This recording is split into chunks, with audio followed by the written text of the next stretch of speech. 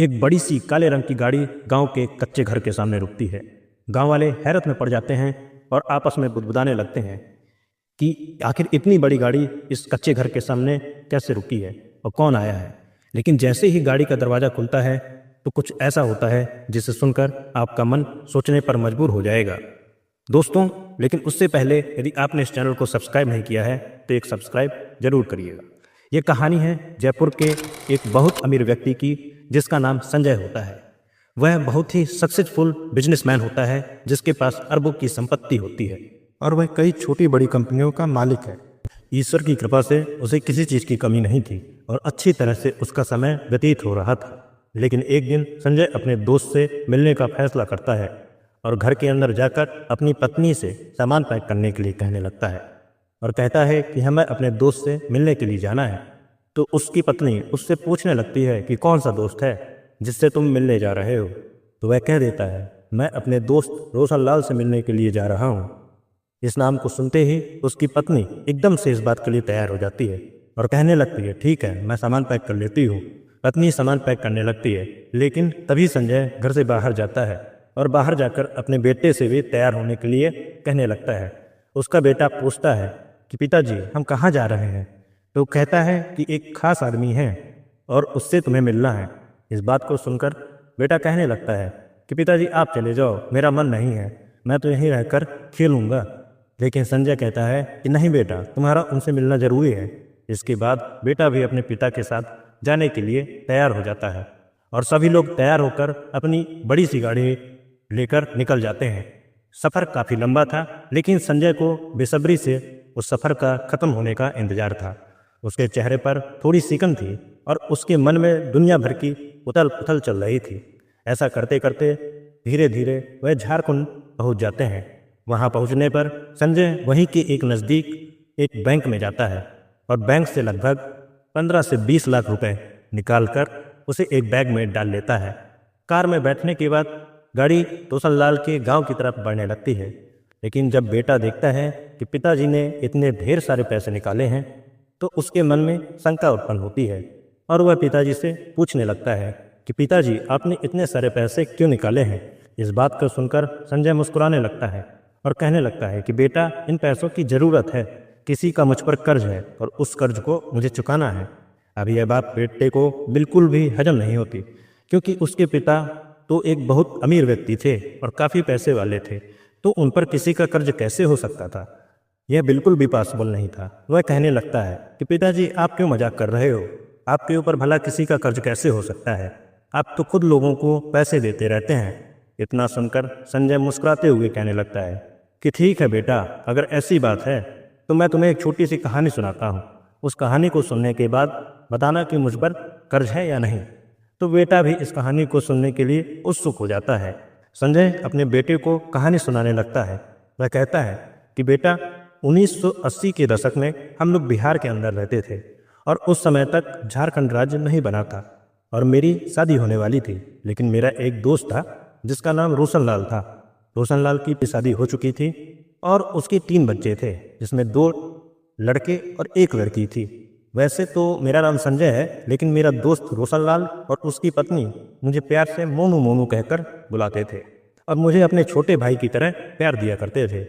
सब कुछ अच्छी तरह से चल रहा था। मैंने पढ़ाई लिखाई कर ली थी और मैं किसी रोज़गार को ढूंढ रहा था कि मुझे कोई अच्छा सा रोज़गार मिल जाए तो मेरा जीवन भी सफल हो जाए और मैं भी अपना घर बसा लूँ।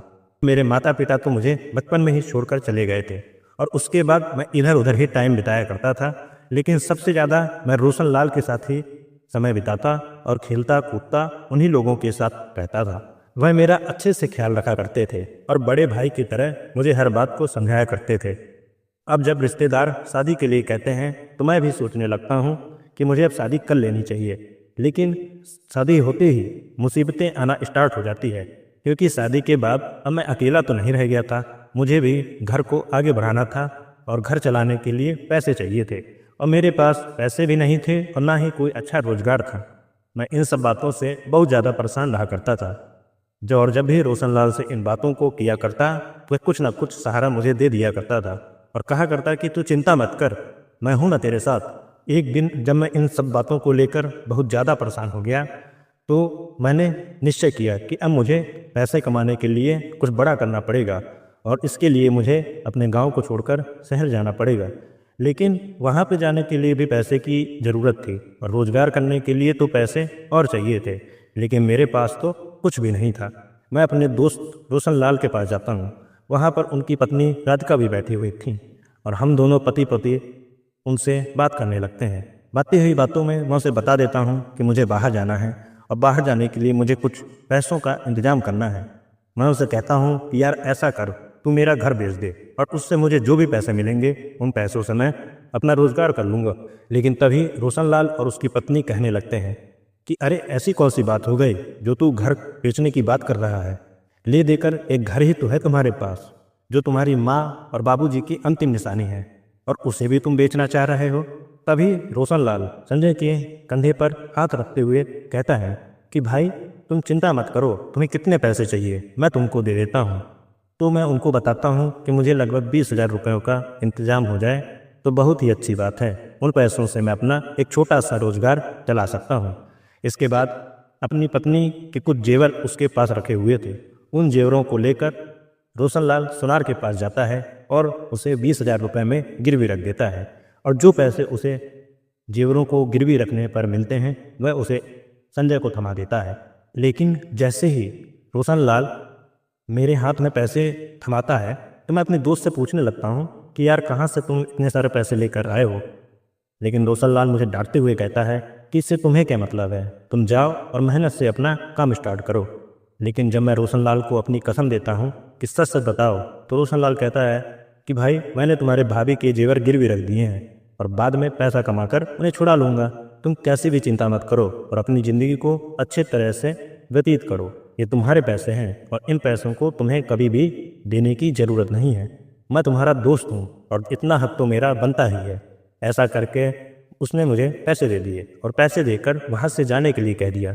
इतना सुनकर मैं उससे गले लगाकर रोने लगता हूँ। उसके बाद मैं अपनी पत्नी को लेकर वहाँ से सीधा जयपुर आ जाता हूँ और जयपुर में आकर छोटा मोटा काम करने लगता हूँ। उस काम में मैं दिन रात मेहनत करता हूँ और मेहनत करने के बाद मेरा जो काम है वह अच्छी तरह से चलने लगता है।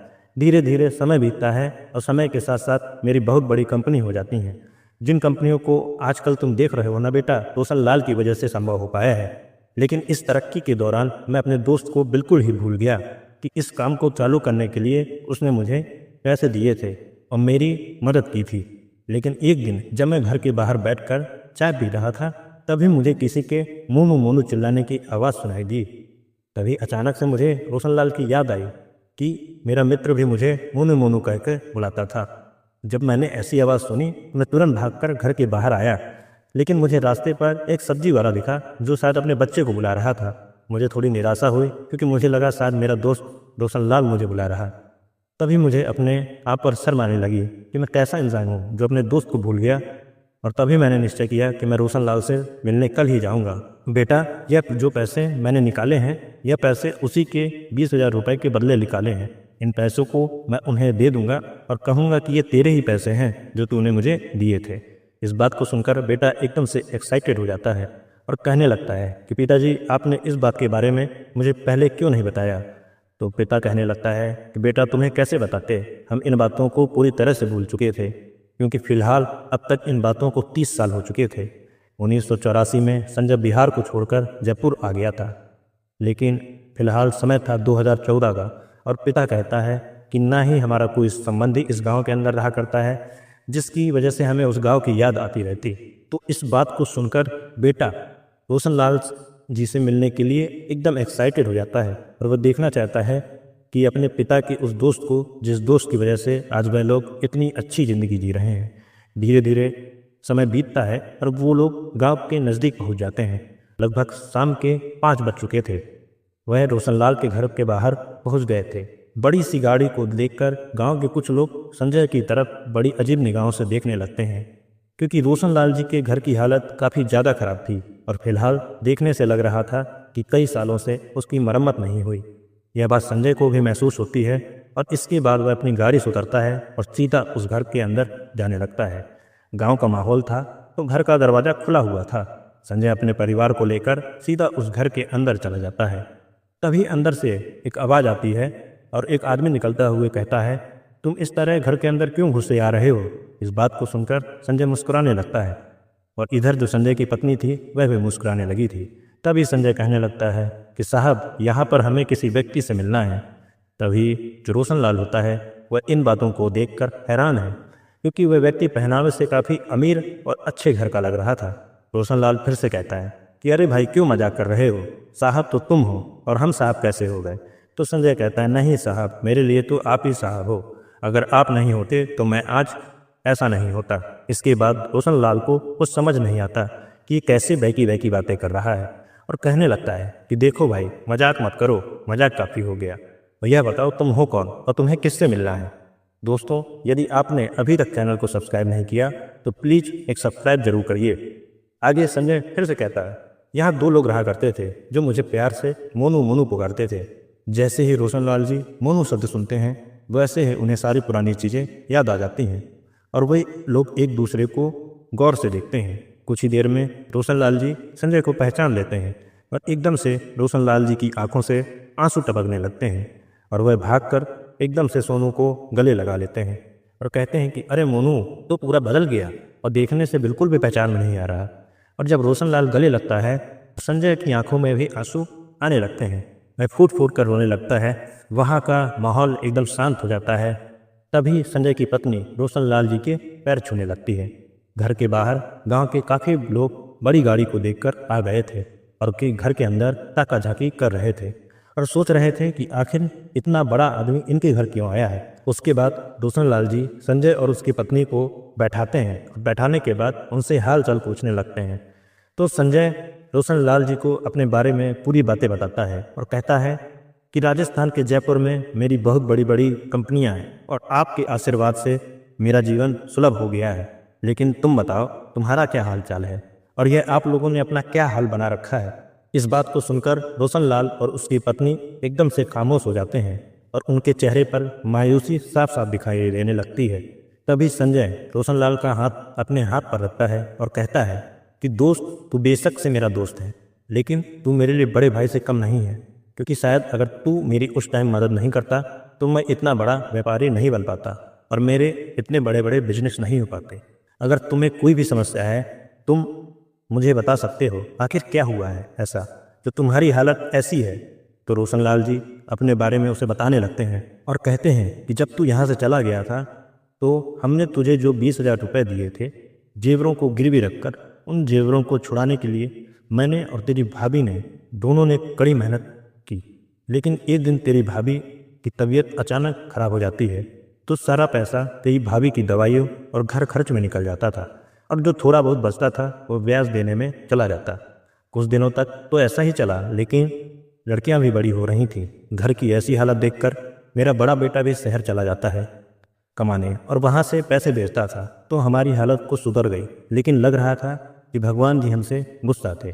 तभी एक दिन मेरा एक्सीडेंट हो गया जिससे घर की हालत और बिगड़ गई। केवल बेटे की कमाई से कितना हो पाता। एक्सीडेंट के बाद मैं भी ज़्यादा काम नहीं कर पाता, बस किसी तरह जीवन कट रहा है। इन बातों को बताते हुए रोशनलाल जी एक बार फिर से फूट फूट कर रोने लगते हैं और उनकी पत्नी की आंखों में भी आंसू आ जाते हैं। तो संजय और उसकी पत्नी दोनों उनको संभालते हैं। संजय भी रोते हुए रोशनलाल के पैर पकड़ लेता है और बोलता है, मेरी वजह से आप दोनों को इतना कष्ट सहना पड़ा, हो सके तो मुझे माफ़ कर दीजिए, मैं माफ़ी के लायक तो नहीं हूँ। उसके बाद संजय बैंक से निकाले हुए पैसों को रोशनलाल जी के हाथों पर रख देता है और कहता है कि इन पैसों से आपकी मदद हो जाएगी और मेरा भी कर्ज कुछ कम हो जाएगा। लेकिन रोशनलाल जी गुस्से में कहते हैं, मैंने तुमसे कह तो दिया था कि ये कोई कर्ज नहीं है, ये तो हमारा प्यार है जो हमने तुम्हारे लिए किया था। वो लोग इसी तरह की बातें कर रहे थे और तभी रोशनलाल जी का दूसरा बेटा आ जाता है जो कि अब तक मजदूरी कर रहा था। और इसके बाद जैसे ही वे घर के अंदर इन लोगों को बैठे देखता है तो एकदम से हैरान हो जाता है। तभी रोशनलाल जी अपने बेटे को इशारा करते हैं और उसे अपने पास बुलाकर बैठा लेते हैं। वह संजय से कहते हैं कि संजय, यह है मेरा बड़ा बेटा जो कि मेहनत मजदूरी करके अपने परिवार की आर्थिक स्थिति को मजबूत करना चाहता है।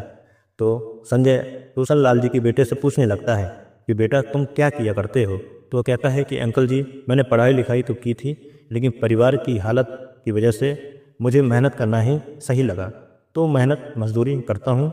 साथ में गवर्नमेंट जॉब की तैयारी भी कर रहा हूँ। इस बात को सुनकर संजय उसे शाबाशी देता है और कहता है कि बेटा मेहनत करते रहो, मेहनत का फल हमेशा मीठा होता है। रोशनलाल का बेटा अपने पिता से इन सभी चीज़ों के बारे में पूछना चाहता है कि ये लोग कौन हैं, क्योंकि वह अभी तक नहीं समझ पाया था कि ये लोग आखिर कौन हैं और यहाँ पे क्या कर रहे हैं। और यह भाव उसके चेहरे पर साफ साफ दिखाई दे रहे थे। संजय इन भावों को पढ़ लेता है और तभी वह रोशनलाल के बेटे को बताता है कि बेटा मैं जानता हूँ कि तुम क्या जानना चाहते हो। तब संजय रोशनलाल के बेटे को सारी चीज़ें बता देता है और रोशनलाल से कहता है कि दोस्त देखो बहुत हो गया, अब तुम्हें इस तरह से ज़िंदगी जीने की कोई ज़रूरत नहीं है। मेरे पास बहुत सारा रुपया पैसा है और जयपुर में बहुत बड़ा मकान बना पड़ा है। अब तुम लोग मेरे साथ वहीं पर चलोगे और वहीं पर मेरे साथ जीवन व्यतीत करोगे। यहाँ पर क्या है, यहाँ पर बच्चों को भी मजदूरी बहुत करनी पड़ती है। वहाँ पर मेरी किसी न किसी कंपनी में तुम्हारा बेटा काम कर लेगा और भाभी जी का भी अच्छे बड़े हॉस्पिटल में इलाज हो जाएगा। बस तुम मेरे साथ चले चलो।